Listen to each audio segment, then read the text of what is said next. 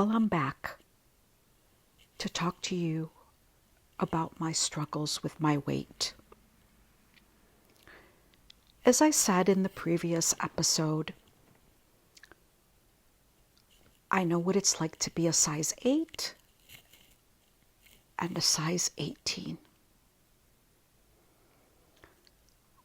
Yes, I was ashamed of my weight.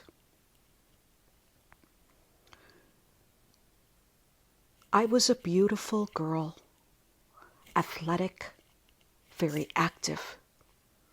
But then something started to happen to my body once I got into my 30s.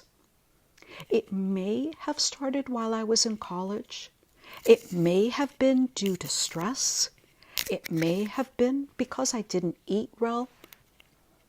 It could have been a combination of things. But suddenly, I found myself a size 12.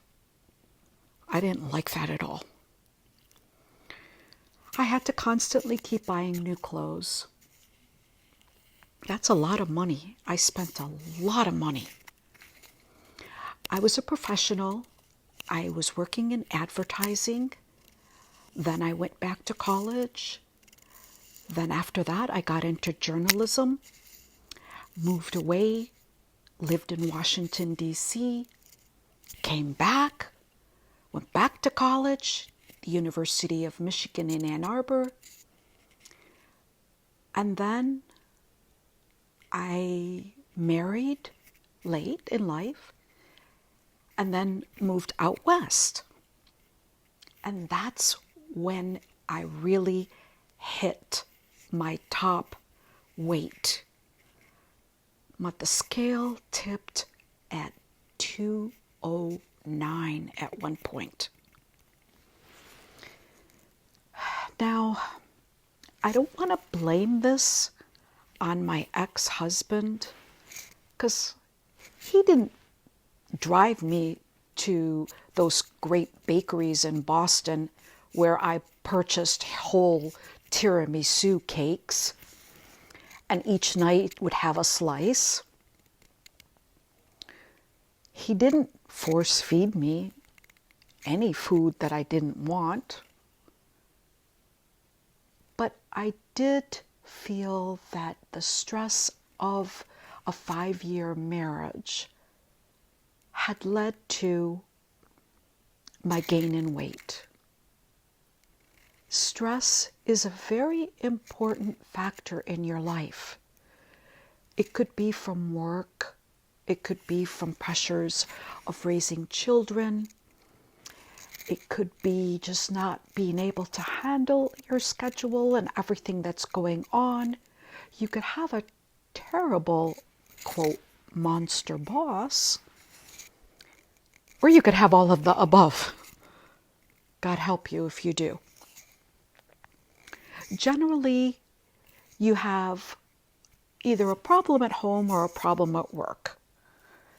You might escape the home and go to work, and it could be vice versa, where you have a wonderful career but a terrible home life. Whichever the situation is, what I found is your body changes. So once you get into your 30s, your metabolism starts to slow down, and this does affect some women. Now, some women could have a thyroid problem. It could affect them at an earlier age. But for me, I noticed I was chunking up. And I used to be like big boned, but as I said, I was athletic. I was active. So to me, I didn't think I was overweight.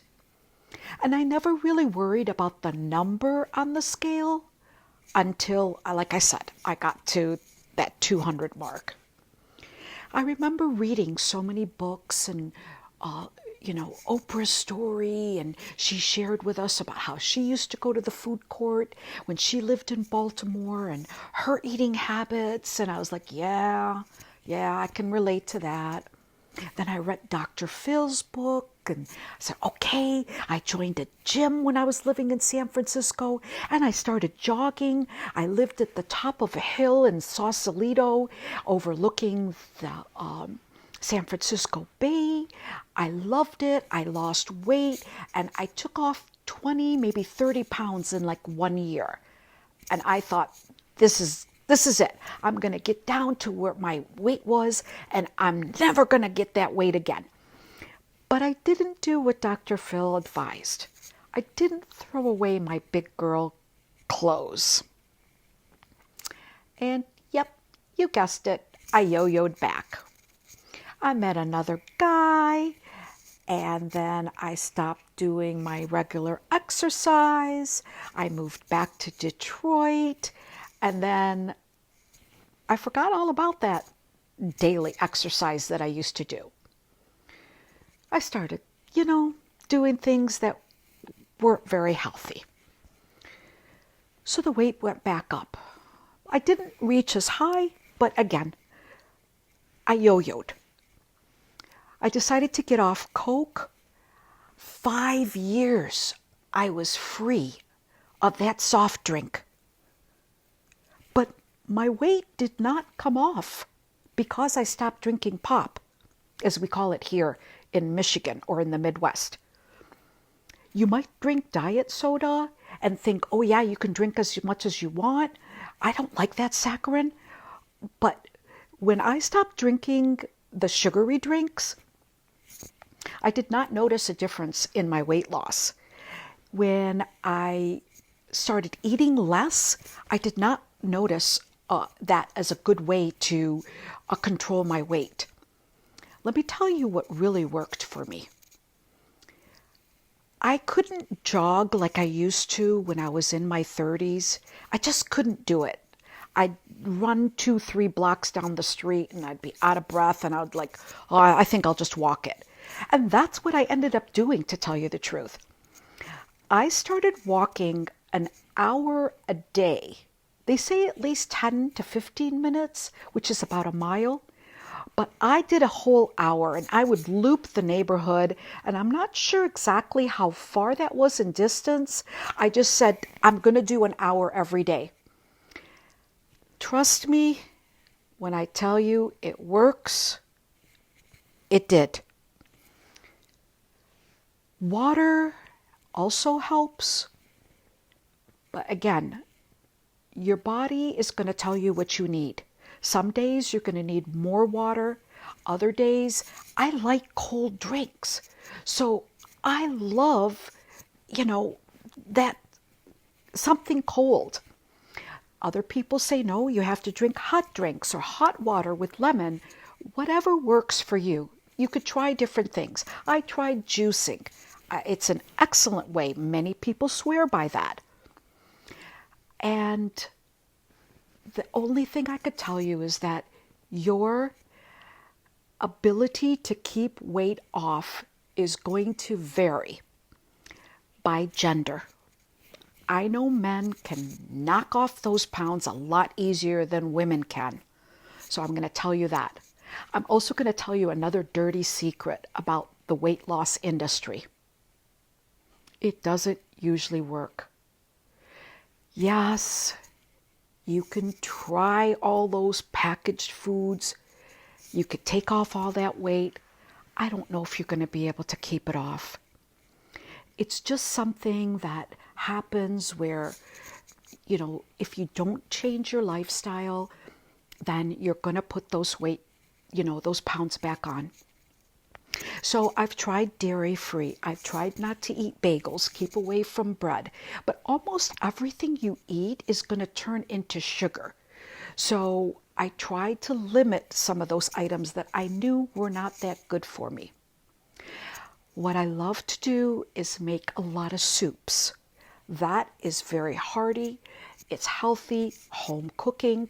Oh yeah, by the way, eating out?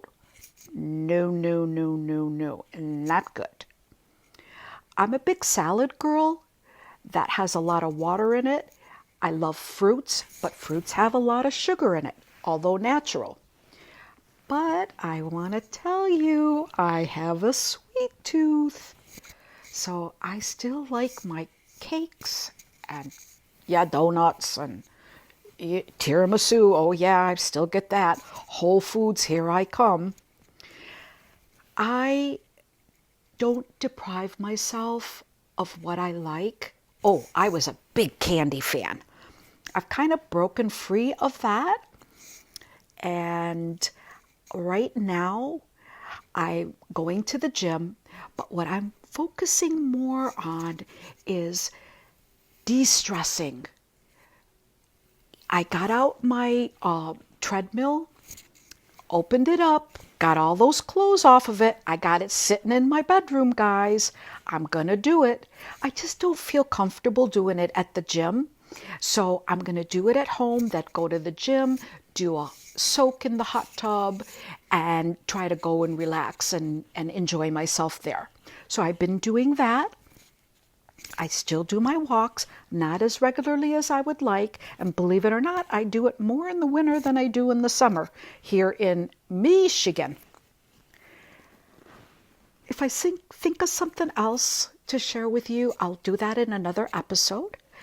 I will cover some other options, but I just wish you best of luck on your journey. Hang in there. Don't lose faith.